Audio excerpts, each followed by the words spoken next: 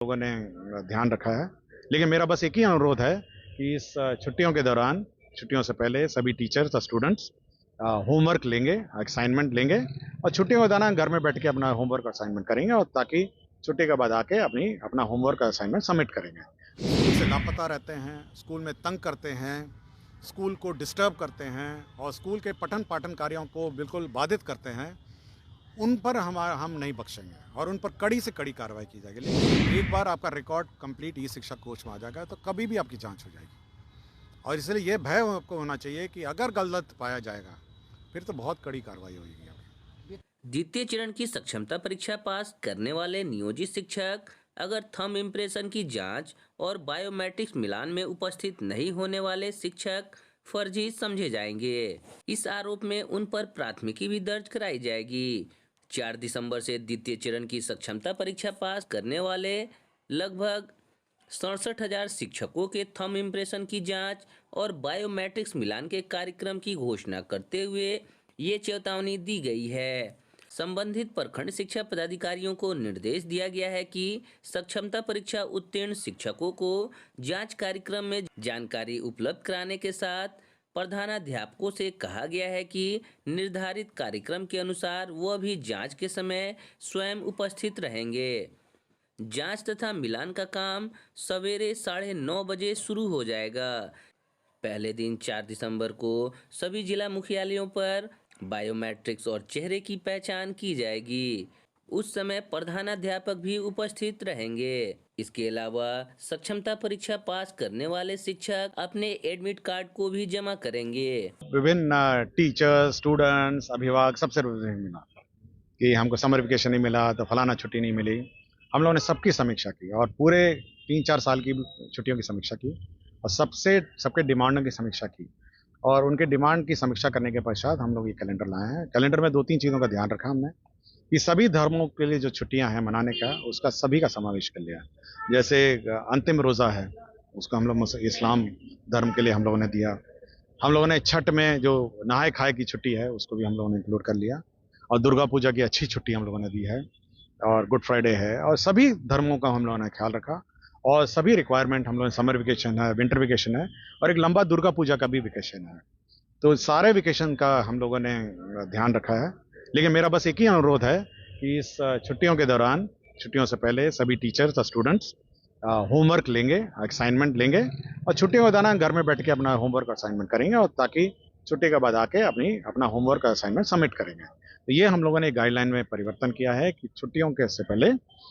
सभी teachers homework और assignment हमने स्टूडेंट्स को देंगे। जो ट्रेनिंग में जो बायोमेट्रिक सिस्टम है, देखिए ट्रेनिंग में पहले दूसरे जिलों में ट्रेनिंग का कार्यक्रम हो जाता था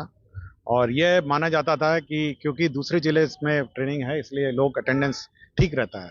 तो हमने ये कहा है कि उसी जिले में ट्रेनिंग होगा लेकिन full biometric attendance every day, आने जाने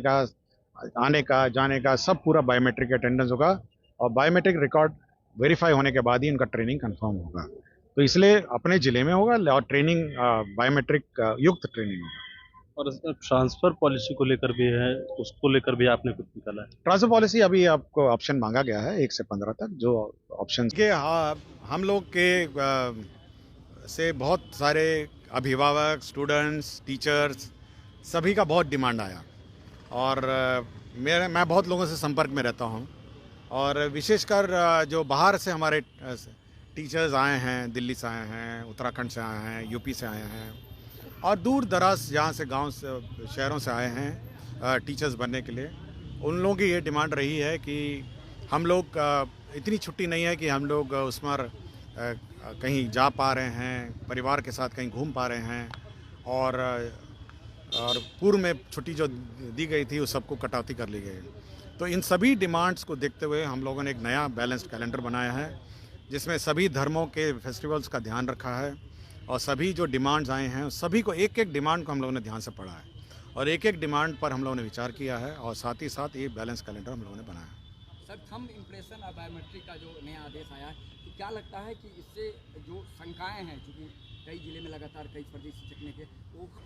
देखिए थंब इम्प्रेशन में हम लोग का ये मानना है और कुछ मामले आए हैं प्रकाश में, हम लोग जो ई सर्विस बुक हम लोग जो संधारित कर रहे हैं उसमें जिस माध्यम से टीचर आया है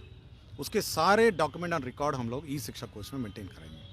ताकि ऐसा ना हो कि भविष्य में कभी अचानक किसी टीचर की जांच हो और रिकॉर्ड्स मिले नहीं। तो उसमें जिस थंब इम्प्रेशन पर उसने एग्ज़ाम लिखा, जिस व्यक्ति ने एग्ज़ाम लिखा, जो व्यक्ति पढ़ाने आया और जो टीचर आया, तो सभी जितने भी टीचर्स हैं और सभी लोगों का कंप्लीट रिकॉर्ड, उसका ग्रेजुएशन रिकॉर्ड, ट्रेनिंग रिकॉर्ड, सभी ई शिक्षा कोश में ई सर्विस बुक के माध्यम से मेंटेन रहेगा। और कभी किसी का फर्जी टीचर रहने का शिकायत आएगा तो उसकी पूरी की पूरी रिकॉर्ड खंगाली जाएगी, उसका थंब इम्प्रेशन मिलाया जाएगा कि किसने परीक्षा लिखा था, कौन एडमिशन लिया था, कौन टीचर पढ़ा रहा है। तो इसलिए मैं बार बार टीचरों से कहता हूँ कि अगर आप मतलब बहुत लोग ने काउंसलिंग में आए भी नहीं, आपको जानकारी होगी, इसी डर से कि भाई देखिए एक बार आपका रिकॉर्ड कंप्लीट ई शिक्षा कोश में आ जाएगा तो कभी भी आपकी जांच हो जाएगी। और इसलिए ये भय आपको होना चाहिए कि अगर गलत पाया जाएगा फिर तो बहुत कड़ी कार्रवाई होगी। वेतन कटौती को लेकर के भी सर कैसे शिकायत? देखिए वेतन कटौती के बारे में हम लोगों ने बहुत स्पष्ट कहा है, हम एक अपीलेट बॉडी बना रहे हैं, अपीलेट अथॉरिटी बना रहे हैं, वो बात सुनेंगी और अगर वेतन कटौती गलत हुआ है तो उसको रिस्टोर करेगी। लेकिन मैं बार बार सभी फोरम पे कह रहा हूँ कि 99% टीचर्स बहुत ही डेडिकेटेड हैं और 99 टीचर्स जो हैं 99% जो टीचर्स हैं वो बहुत ही कमिटेड हैं। लेकिन वो 1% टीचर जो हैं जो स्कूल से लापता रहते हैं, स्कूल में तंग करते हैं, स्कूल को डिस्टर्ब करते हैं और स्कूल के पठन पाठन कार्यों को बिल्कुल बाधित करते हैं, उन पर हम नहीं बख्शेंगे और उन पर कड़ी से कड़ी कार्रवाई की जाएगी। लेकिन 99% जो टीचर डेडिकेटेड हैं उनकी जो भी समस्या होगी हम उनको सुनेंगे और उनका समाधान करेंगे। लेकिन एक मेरा अनुरोध सभी टीचर से है कि आप लोग बच्चों को पढ़ाएं और स्कूल में अच्छी तरह पढ़ाएं, मेरा बस एक ही अनुरोध है। बाकी सारी समस्याओं का समाधान करने के लिए शिक्षा विभाग स्वयं तत्पर है। सर एक अंतिम सवाल, ट्रांसफ़र पॉलिसी जो अभी आपने बनाई, जो अप्लाई हो रहा है सर, तो कुछ शिक्षक का कहना है कि वो काफ़ी दूर हैं अपने एग्जिस्ट स्थान से, फिर भी उनका इस शिक्षा को ले नहीं रहा, लिख रहा है। देखिए उसमें ऑप्शन में लास्ट ऑप्शन है कि आपके ऐच्छिक स्थान से दूरी, मतलब अगर आप अररिया में हैं, आप चाह रहे हैं सासाराम, तो अररिया से सासाराम ऐच्छिक स्थान से दूरी के आलोक में आप अप्लाई कर सकते हैं। तो दूरी का भी हम लोगों ने प्रावधान रखा है और जहाँ तक संभव हो हम लोग इसको एडजस्ट कर देंगे। तो हम लोग ये उम्मीद कर सकते हैं टीचर कि अपने अपने जहाँ पे ऐच्छिक स्थान है